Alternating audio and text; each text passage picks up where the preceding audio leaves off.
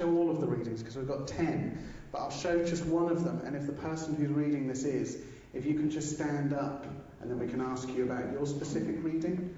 Okay, so I'm just going to highlight one of the readings, if you remember what was written. Okay, so if you can stand up, I don't know whose reading this was, but if you can stand up if this was your reading.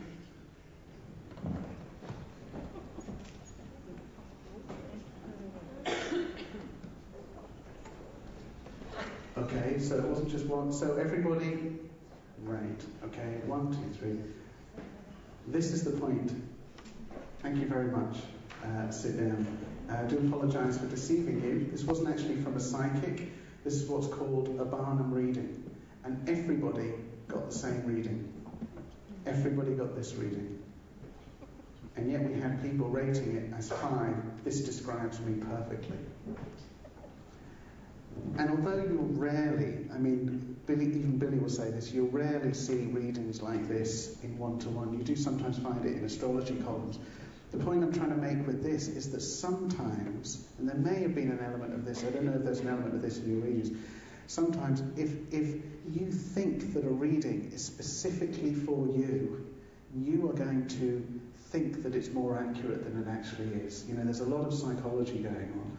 And I don't know how you feel about that, but I think that could have been going on even when you're given readings. People think, wow, Billy's given me this reading, and they go, yes, with yes, all yes. of you, I mean, when it's wrong for me, I will admit it's wrong. I'm not happy with the demonstration, given the time scale that we had. Yeah. When it works for me, it's quite specific. If anybody's ever seen me work before, it can be specific. And there are a lot of generalities, giving vague messages to people, and it does happen. Unfortunately, this is mediumship. If you're doing a demonstration, you've got to, what mediums call, when you're working on a stage, use fillers.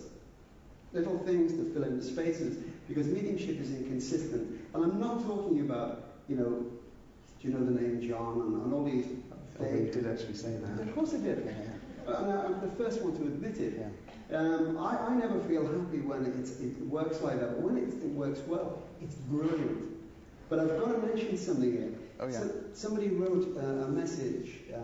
They tell my 2 brothers, 2 sisters' names, one after the other, and he told me my name. How is that? How is it? I don't know what the rest of the information was. That's what mediumship is all about, giving information. But it's no good just giving names and telling you what your name is.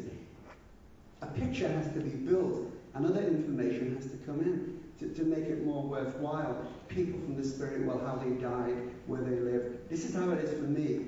But all mediums are different, aren't they? And we all have our favourites, don't we?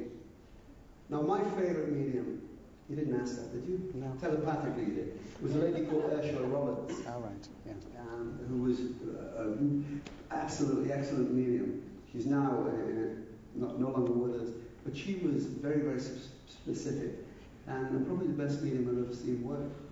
But why would you say she was the best? In terms of she was coming up with a lot of accurate information? Right. More than that, though, you know yourself, if a medium's working with you, it's not just, even though it appears to be a vague message that's being given to you, something transpires between a medium and the recipient of the message that only you and the recipient will know and feel. And an onlooker might say, well, it was vague, but the recipient might see other things. Now, she was able to give specific details. My mother was a medium. My father was part Jewish and died in 1970, but she was able to give me all the details of his family. And his middle name is our surname. He had a funny middle name. And everything about his family details, which was quite good. She didn't know me. Right, right. It's just going back to what you said a little bit earlier when you were saying you need to have fillers. You need to have That's entertainment, though, isn't it? I mean, I look at upon mediumship in a theatre as partly entertainment. Wouldn't work for me if it wasn't, because mediumship is quite serious, and I do respect the people in the audience who have suffered a bereavement. But there's so much going on in the psyche of a medium. It's not normal. And to go home, it's not normal. I'm not normal. But to go home with all this information in your head sometimes is very unhealthy. And the thing you should be suspicious of, ladies and gentlemen, If you frequent a medium on a regular basis, mediums who remember messages they gave 2 years ago or even 12 months ago are either not genuine or there's something radically wrong. You know that? No, I didn't know. I was going to add to this. So it's interesting. I had a conversation with a very, very, very well-known medium. Has had a lot of success, written a number of books. And he said to me, off the record, he said, Ciaran, any medium that says to you that they don't use cold reading is lying. Yeah, well, I agree.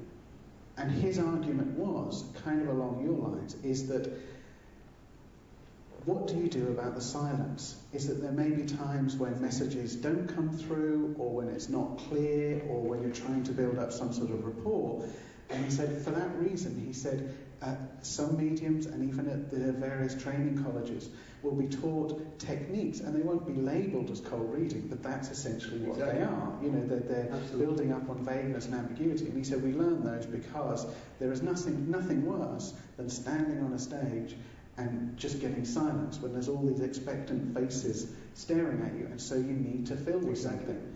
And that's what he said, and you're admitting it. But now can you understand, as a scientist, and for any skeptics sitting in the audience, how hard it is now, when we hear this, and when we know about cold reading techniques, to then accept the other parts of the messages that you say, well, that's not cold reading.